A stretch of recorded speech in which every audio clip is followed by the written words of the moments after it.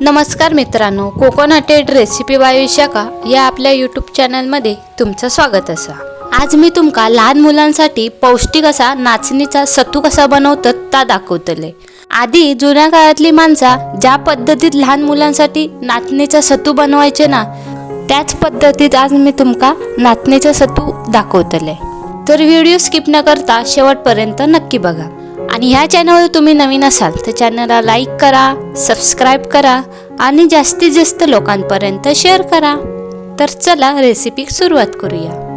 अहे बघा, मी 2 किलो नाचणे घेतलेले आहे। हे मी 3 दिवस भिजत ठेवलेले आहे। लक्षात ठेवा, जेव्हा हे आपण 3 दिवस नाचणे भिजत घालणार तेव्हा दुसऱ्या दिवशी ह्या सकाळी पाणी काढायचा, म्हणजे हे नाचणे दुसऱ्या दिवशी धुवायचे चांगले आणि परत पाणी ओतून ठेवायचा। असं 3 दिवस करायचा। आणि तिसऱ्या दिवशी रात्री हे नाचणे परत धुवायचे आणि हे आपण मिक्सरला लावून घ्यायचे। हे बघा, आता हे मी नाचणे मिक्सरला लावून घेते। पण ह्या करताना सकाळीच करायचा नाही, संध्याकाळीच करायचा। म्हणजे आपण कसा पोळीचा पीठ संध्याकाळी लावतो आणि सकाळीच पोळी काढतो, तसाच ह्या पण। हे बघा, आता हे मिक्सरला लावताना थोडंसं पाणी ओतलंय। याच्यात जास्त पाणी झाला तरी काय होत नाही। हे बघा, मी हे मिक्सरला लावलंय मी बारीक। आता हे मी बारीक चाळण घेतले आणि ह्या गाळून घेते। हे बघा,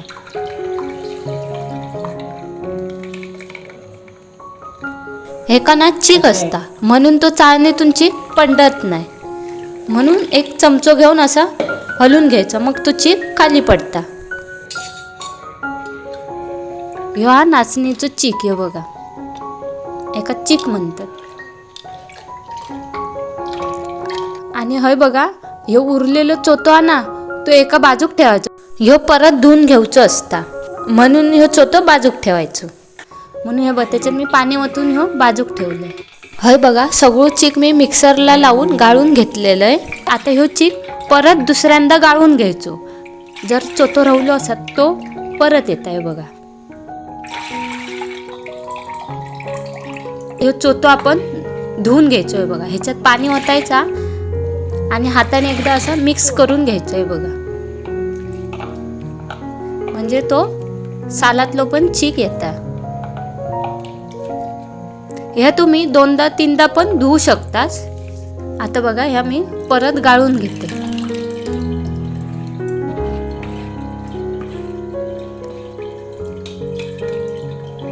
मी हे चोतो 2दा पाण्यात गाळून घेतले बघा। आणि हे चोतो नंतर टाकून द्यायचं बघा।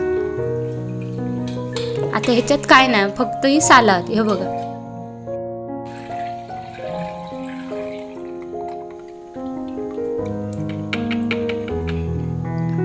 हे असं दुसऱ्यांदा परत मी गाळून घेतले। आता हे बघा, मी 2 टोपात चीक ठेवले, कारण टोप लहानच। हे बघा, आता हे रात्रभर असेच ठेवायचे, टोप हलवायचे नाही। आता सकाळीच बघा, वर पाणी असतला आणि खाली चीक बसता, म्हणून हळूच टोप उचलायचं आणि हळू अलगदपणे असं पाणी काढून टाकायचं। हे बघा, जसं मी दाखवलंय तसं करायचं।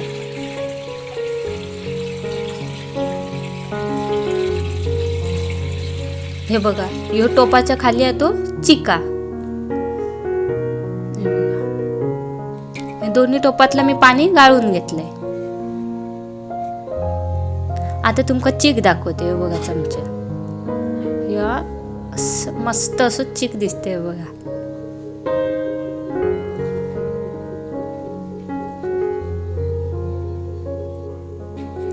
आता हे चीक मी परात घेतले, त्याच्यात मी असं घालून घेतोय। एकदम पातळ पण घालायचो नाही आणि एकदम जाड पण नाही, असं हे चीक घालायचो, म्हणजे तो लगेच सुकतलो। एकदम जाड घातलास तर आंबूस असो वास येतलो, म्हणून ह्यो चीक एकदम जाड घालायचो नाही आणि एकदम पातळ पण घालायचो नाही। हे बघा, मी बघा किती जाड ठेवले तर बघा। असं चीक मी सगळ्या ताटात मी ओतून घेतले। आता ह्यो चीक आपण उन्हात ठेवूया सुकत. हे बघा मी उन्हात चीक ठेवले सुकत. आता संध्याकाळी बघा हे चीक आपलं चांगलं सुकलं. हे बघा कसे भेगा भेगा गेलेत बघा चिका आपल्या.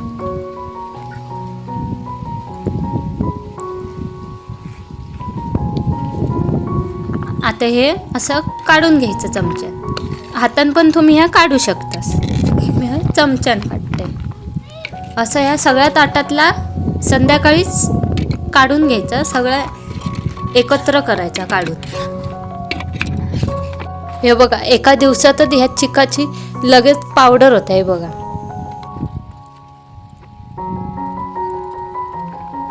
हे बघा ह्या मी ताटातलं सगळं एकत्र करून हाताने ह्या कुस्करून घ्यायचा. ह्या मी सगळं कुस्करून घेतलं हातान. हे बघा हातान सहज असा कुस्करला जातं. आता ही पावडर मी मिक्सरमध्ये एकदा लावून घेते.